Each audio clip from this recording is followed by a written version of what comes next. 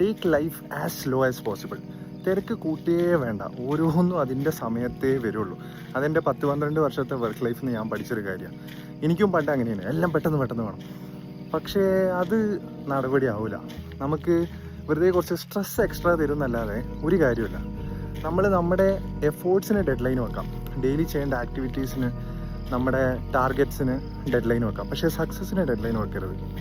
കാരണം മറ്റേ ഗീതക്കകത്ത് പറയുന്നില്ലേ, പ്രൊണൗൺസിയേഷൻ കറക്റ്റാണോ എന്നറിയില്ല, കർമ്മണ്യെ വാധികാരസ്ഥേ മാ ഫലേഷു കഥാചന, ഡു യുവർ എഫേർട്സ്, റിസൾട്ട്സിനെ കുറിച്ച് ബോധറാവണ്ട. അത് മൂപ്പരെടുത്താണ്.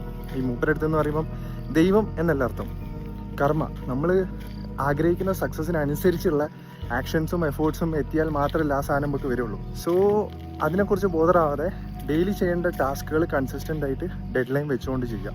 സക്സസ്സിന് ഡെഡ് ലൈൻ വെക്കണ്ട, അത് വരും. തിരക്ക് കൂട്ടാഞ്ഞാൽ മതി. അതിപ്പോൾ ഏത് കാര്യത്തിലാണെങ്കിലും അങ്ങനെയാണല്ലോ.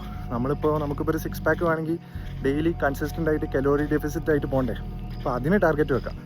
അത് കറക്റ്റ് അതിനനുസരിച്ചുള്ള കലോറി ബേൺ ആവുന്ന സമയത്ത് അത് വന്നിരിക്കും. സോ ആരും ആ കാര്യം ആലോചിച്ച് ടെൻഷൻ അടിക്കേണ്ട. Take life as slow as possible. സമയമാകുമ്പം എല്ലാം വരും.